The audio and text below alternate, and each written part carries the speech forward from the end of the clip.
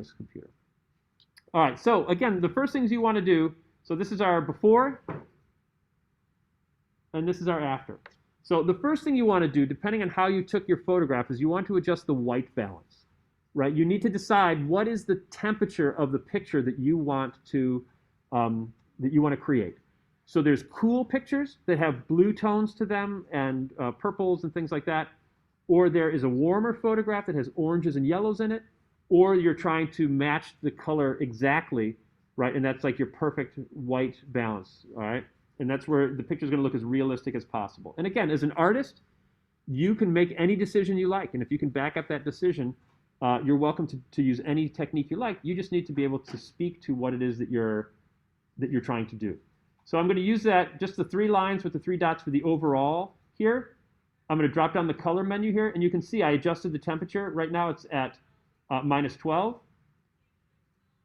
because my picture was a little bit orange, right, up here at the top. So that's your warmer, and this is your cooler, right? If we're doing a frozen one, we could do blue. So I'm going to, again, make a slight change here. What did I say it was, 17? There we go. And I'm trying to neutralize. So when you think of too much yellow, you're going to add blue. When you think of too much magenta, you're going to think of green, right? So you're just sort of adding the opposite, because light works differently. When you have paint, right? When you have paint and you mix paints, if you mix all the colors together with paint, what color do you get? Yeah, you get like a brownish, grayish, purplish, blackish mess. When you mix all the colors of light together, what color do you get? You guys done that in science, where you take a prism or you put all the light colors? What color do you get when you mix all the light colors together of light? Isn't it white? Yes, it's white. Very good. It's white, right? So when we're doing this coloring here in Photoshop or in Lightroom, we're adding the opposite color that we need in there, because it's pushing us more towards white. Instead of pushing us towards black or gray, it's lightening it up and it's pushing it more towards white. So when you have an equal balance of all the different colors of light in that spectrum, then you have the true color. You have white in there. So that's what I'm trying to do with my temperature and my tint here, is I'm trying to change that so that I get an overall color here, right? So I can see here, if I want this to be sort of pinkish or cooler, I can move my tint over here this way. If I want to neutralize that, I'm adding some green to it. And I'm trying to make that a little bit more realistic. The trick is you just don't want to add too much green so that they look sickly, right? Or too much pink. So you're trying to get that perfect calibration. And again, there's some artistic opinion in this one. I know that that curtain in the background was a light gray. So a lot of times when I'm trying to adjust my colors, I'll use a gray card in my photograph, or like some sort of reference that I know, like her sweatshirt or her shirt there was white. So that's also what I'm looking for. Because sometimes if you're trying to color match somebody's skin tone or their hair, like I don't know if her hair was bright red or if she had colored it or whatever. So I'm looking for things that I know are neutral that I can try to balance my color with. So I'm going to go with the background and her sleeve there. So I made that, it's actually a pretty good color balance there. There are fancier ways to do it with an eyedropper and selections and things like that. But again, on the iPad, it's sort of a nightmare. So I'm going to sort of leave it as it is. So that's my first overall change that I'm going to make. The second overall change that I'm going to make is I'm going to try to get rid of some blemishes or some things that I don't like. So if I look at this picture, on no fault of her own, looks like she has a little bit of a tired eye, right? You see that line under her eye there is a shadow, right? We all get those when we're up too late.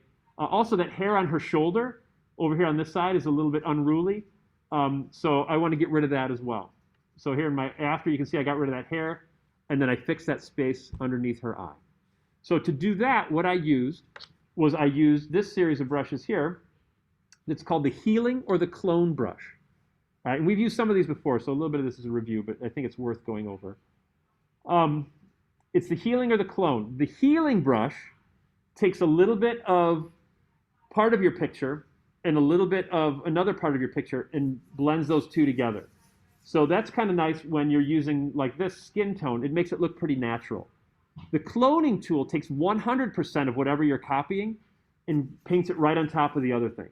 So in some situations, you have to do that because the blend doesn't work. But I would say that probably 8 out of 10 situations, the healing brush is good because it feels a little bit more natural, like it's blending those two things together a little bit more. So you just select your brush here, right? Oops, like so. You have the size of your brush working here. You can see it in the middle. It'll show you what the size of your healing brush is. The feathering means the softness of the edge. So here it has a very soft, fuzzy edge. Let me make it a little bigger so you can see it. Very soft, fuzzy edge here. The edge becomes a little bit sharper and harder. Again, whenever you're making any sort of a change or transition in Photoshop or in Lightroom, I always try to use the softest brush I can. Sometimes you need a little bit of a hard edge to get a real defined thing so it doesn't spill over to the other side. But the softer your brush, the more feathered, the more realistic, again, that blend is going to look instead of creating like a harsh, like a line right down the side there. So I'm going to make my tool here like so. I'm going to feather a little bit, and I can click on this brush that I made, and you can see here, I'm going to zoom in, there we go. I painted a little bit, and it's sampling from that bottom area on her chin. Oops, too big. I sampled a little bit from that bottom area of her chin, and I sampled it over that part of her eye there. And I wonder, there you go. So there's the shady part there, and I'm just moving this over here.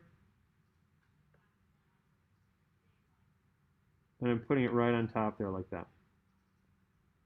Oops. Ah, right. So let me go to undo. So that's all you're going to do. So let's say I want to get rid of, here, there's a little mole right here on her lip. I just paint on top of that a little bit with my brush. Oops, that's my healing brush, not healing. There we go. Ah, too much. Let me undo. I'm going to make that brush smaller. I'm going to paint right over that little spot right here. And then it's going to allow me to select where I want to sample. So see how I can watch her lip there? And I can try to find the most. That looks pretty good. I'm just trying to find the most careful match of that spot, right? And again, I did that with the hair down here. You can see here, I just sampled this bit of shirt. I sampled it on top of that hair that was right there. So I got rid of that flyaway hair that was happening.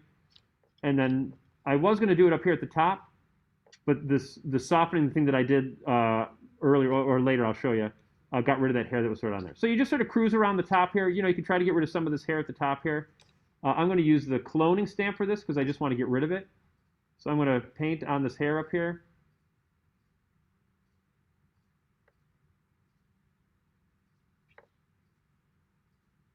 Zoom out. Where is it sampling?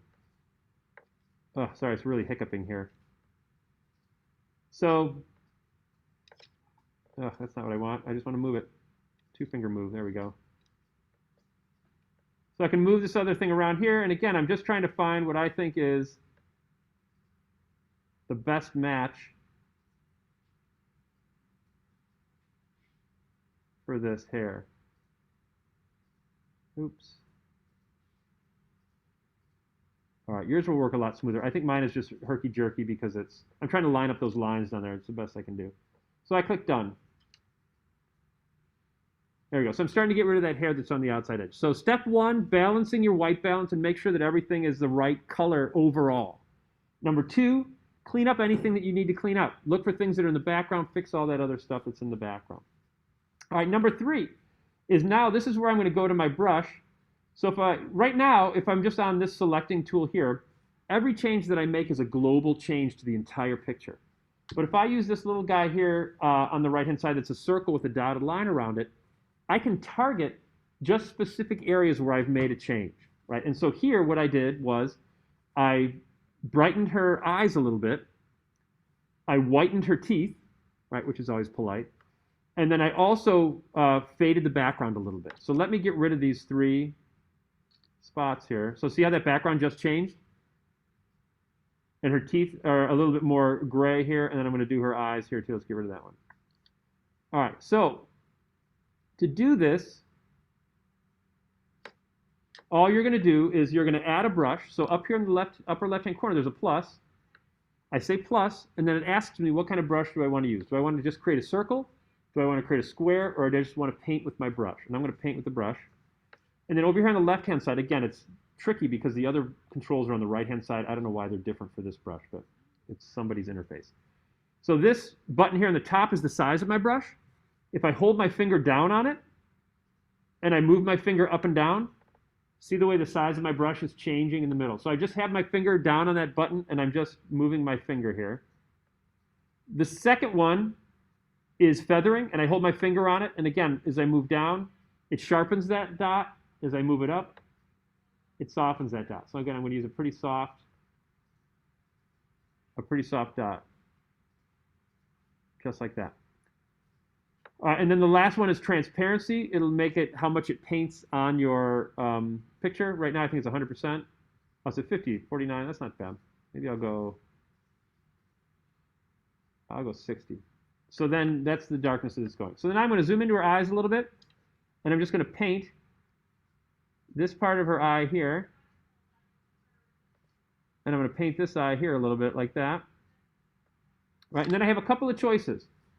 I can go to light, and see the way I can change the exposure here?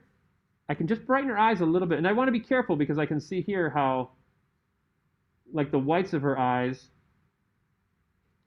like I didn't mask it completely, so this one part of her eye over here, I can always add a little bit more to it.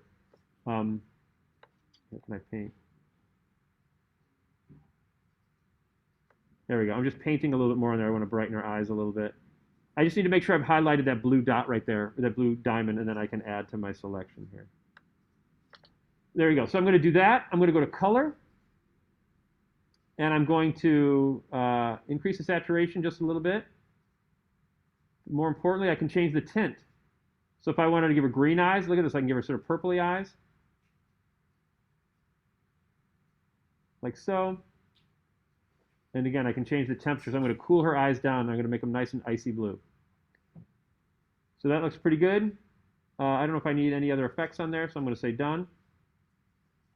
So now, that's before, and that's after, right? Look at how I've lightened up her eyes like that. Now her teeth, that's another big one, right? Look at her teeth, poor person. They look a little, you know, when we're really scrutinizing this picture, her teeth look a little yellow, right? And again, no fault of her own. So I'm going to go back to my brush here. I'm going to say plus, I'm going to say paint again, and I'm going to paint her teeth here with this magic whitening solution, like that. And the first thing I'm going to do is I'm going to desaturate her teeth. So with that, what does desaturating mean? What is, yeah, I'm going to take the color away, right? I'm going to make them more black and white. So that's the best. I'm going to go to color. I'm going to say saturation here. And I don't want to make them too gray, right? So they start to look weird. But I can just bring that color out a little bit. Right? The other thing I can do is, again, with my color temperature, I can cool her teeth off a little bit. And if I need to, I can tint her teeth too. I don't want to make them green. I can sort of neutralize that color. So, you know, and again, I don't want to make it too crazy. I could go to light, and if I really want to right, give her a glowing smile, we could do that. But I'm just going to lighten them just maybe the slightest little bit here. You know, I wonder with this iPad if I can type a number. I guess I could just tap and it'll go. All right, so I'm going to say done with that. So again, her eyes are a little bit bright, but this is our before, and this is our after, right? So we're starting to see that change a little bit. Then the last thing I'm going to do on this picture is the background, right? The background it's an old wrinkly sheet, right? We should have looked at our background more. We should have ironed it, or we should have steamed it or whatever so that it wasn't, but it just looks not very good. So what I'm going to do is I am going to, again, use my selecting brush. I'm going to say plus. I'm going to use my painting brush here. I'm going to increase the size of my brush. And I'm going to paint out the background with this. This is a mask. It's basically like when we use our layer masking in Photoshop. I'm masking out this background here. And if I get a little bit of her head in there, I don't care. It's fine. Just like that. I'm painting. A lot of fun. Like that. Then what I'm going to do is I'm going to go to Effects and Detail. And see where it says Clarify right here? I'm going the opposite way. Clarify would like increase the texture in there. But if I go to the left on Clarify, look at how it softened up that background. Right? It's pretty amazing. Dehazing also, right? I can go crazy with dehazing, and it looks like she's in a little angelic cloud there. Opposite of dehazing is adding that harsh texture in there. So I'm going to go back a little bit, and I'm going to go just like so, right? Texture, same thing. Texture softens it up. Adding more texture puts a little bit. If you want to bring a little bit of that curtain back there, you can do that, so that it's just like so. All right. So that's sort of where we're at. So I'm going to hit done. So now again, if I go before, I see this, and I see after, I see this. Right, her eyes are maybe a little bit bright, so again, I can always go back to my selecting brush like this. I can click that blue dot that her eyes are right there, and I can turn that exposure down, oops, a little bit. It goes by tens there. I just don't want her eyes to look crazy. That looks better. All right, so you see that? Right, and you guys see that it looks much better, right?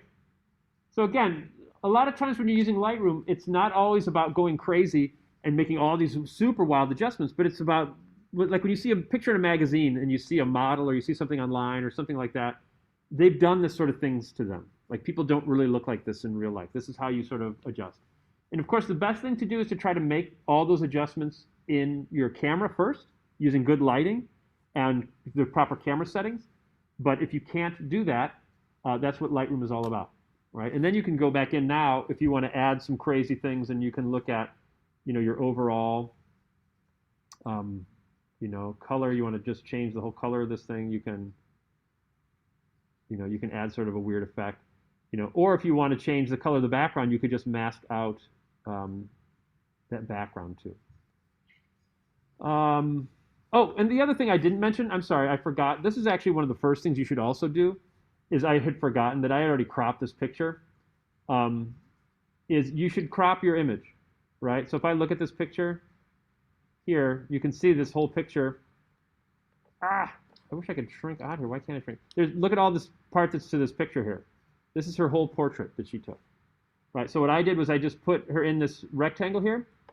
And again, I use what rule of composition to put her eyes? Yeah, the rule of thirds, right? So I put her eyes over in this spot on the left-hand side. I didn't put her like over here lurking into the picture. It'd be sort of weird. I didn't put her right in the middle, but I put her eyes sort of off to that thirds spot over there. And cropping is also important. Again, good cropping in camera is best. So you get used to taking a good picture with your camera and not relying too much on post-production. But it's always there to sort of rotate and tweak and get everything all together. All right.